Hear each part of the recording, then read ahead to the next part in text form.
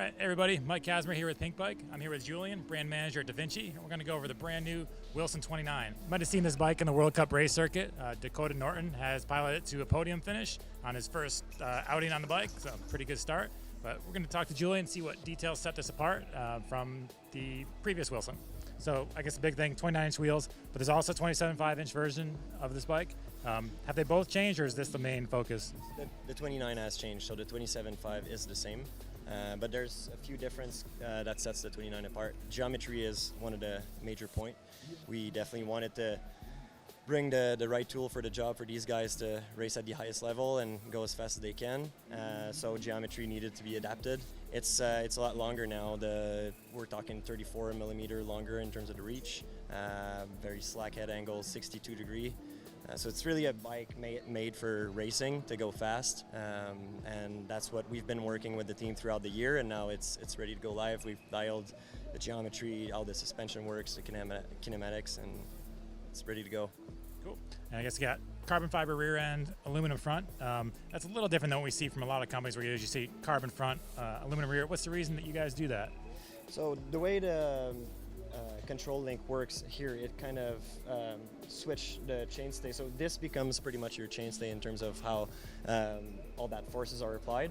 So having this made out of carbon helps for stiffness at the rear end, and also when all that bottom out resistance when you're the frame stiffness when you're bottoming out, so in hard compression. So this is really going to help the bike remain really stable with these within these really gnarly moments that you'd had on the trails.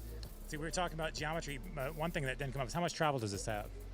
This 206 mil of travel. Yep. Oh, that's pretty good. A lot of times we see that's another thing with 29-inch downhill bikes. They have less travel than their 27.5 counterpart, but that's the same, right? It's the same. And then as you were developing this, was there anything you had to do with the geometry that you learned? You know, did you have to go slacker, steeper head angle wise compared to the 27.5, or did you kind of start fresh and just kind of develop it as whatever works with those wheels? Well, we did quite a bit of testing, and one of the results from all that testing is that straight head tube.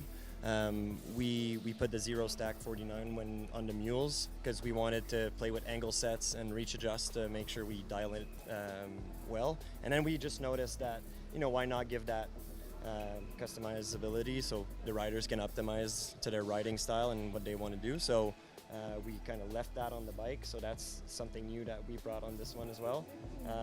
And then building on previous generation of Wilsons, the pivot placement was of course altered to change to fit the 29 wheels, but also, as I briefly talked about earlier, just making these pivot, so the main pivot and the one on the chainstay closer together, because it's going to help making it stiffer in hard compression. So really it's a bike that's made to be pushed really hard, so you want it to remain really stable.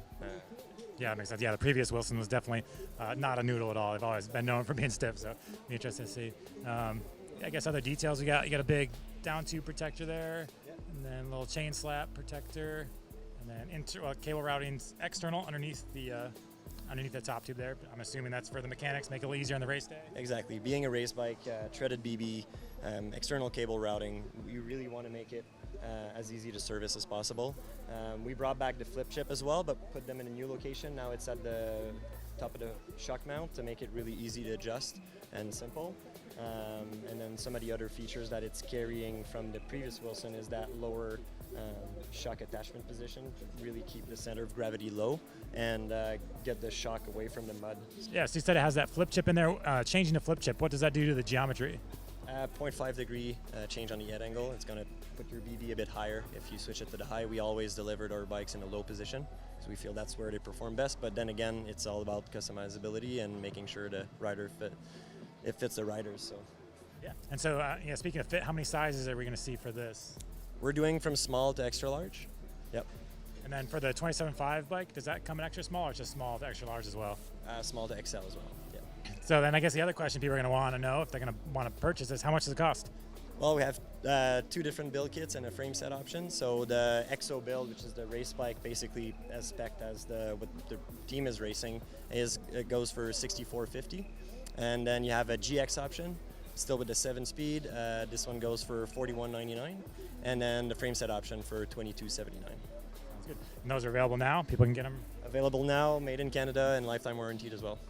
There you have it. That's all the details on the new Wilson 29. You can click here to subscribe, or you can click here to watch more videos. That's it.